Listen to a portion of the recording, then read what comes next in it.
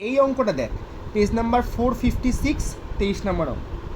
এখানে প্রশ্নে কি বলেছে যে 7 জন পুরুষ আছে, 7 জন মহিলা আছে, যাতে নাকি 2 জন মহিলা পাশাপাশি বসবে না। ভালো করে বোঝ বোন, ভাই বোন সবাই বোঝ। 2 জন মহিলা পাশাপাশি বসবে না মানে কি? মহিলাকে নিয়ে সমস্যা আছে আমার, তাহলে মহিলার কেসটা পরে কর। তাহলে পুরুষ বসিয়ে দে। পুরুষ মানে প্লাস কটা পুরুষ? 7টা পুরুষ। তাহলে 3, 4, 5, 6, 7। এই ছিল আমার 7টা পুরুষ। 1, 2, 3, 4, 5, 6, 7। এই 7টা পুরুষের মধ্যে এবার ফাঁকা স্থান কতগুলো আছে আমাকে দেখতে হবে, সেখানেই তো ছেলেরা বসবে, না হলে তো পাশাপাশি হয়ে যাবে না। পাশাপাশি মেয়েরা হবে না মানে কি? মেয়েদের মাঝখানে ছেলে হবে।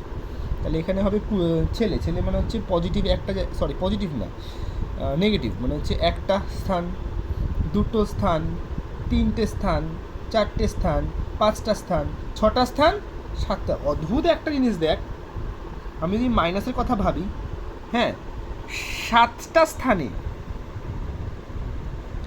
7টা মাইনাস বসবে, দ্যাট মিন্স কি 7p7, তার মানে কি হয় 7 ফ্যাক্টোরিয়াল। কারণ আমরা জানি 7p7 মানে 7 ফ্যাক্টোরিয়াল। আর প্লাসের ক্ষেত্রে ভাই বোঝার চেষ্টা কর, প্লাসের ক্ষেত্রে 1, 2, 3, 4, 5, 6, 7, 7টা আছে। কিন্তু আমি কি বলেছি n-1 ফ্যাক্টোরিয়াল হয়। এটা কত হবে? 7 - 1 = কত? 6 ফ্যাক্টোরিয়াল। কারণ আমি জানি সার্কুলার পারমুটেশনে একটা n-1 ফ্যাক্টোরিয়াল হয়। এটা কোনটা হয় দাদা?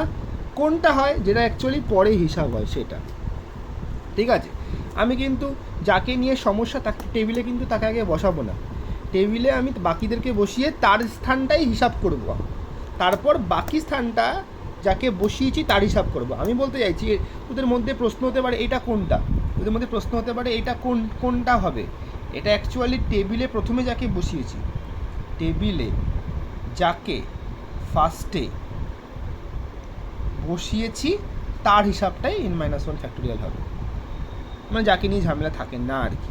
তাহলে আমার অ্যান্সার কী হবে এখানে? 7 ফ্যাক্টোরিয়াল ইন্টু 6 ফ্যাক্টোরিয়াল। তাই আমরা বলতাম n factorial into n-1 factorial. এটা বলতাম না, আমি সূত্র লিখেছিলাম না। কিন্তু এই সূত্রটা কখন অ্যাপ্লিকেবল? যদি দুটোই 7-7 হয়, বা দুটোই 5-5 হয়, দুটোই 4-4 হয়, দুটোই 3-3 হয়, তাহলেই n ইন্টু n-1 ফ্যাক্টোরিয়াল।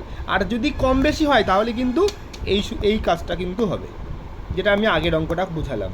আর এটা আগের অঙ্কটা এরকম কেন হয়েছিল? কারণ এখানে একই ছিল না, কিন্তু এই সিমিলার কেস দেখ এখানে 7টা ছিল, তাই কিন্তু আমার এই সূত্রটা ইউজ হয়েছে। সেটা কীভাবে এসছে তোদের দেখিয়েও দিয়েছি।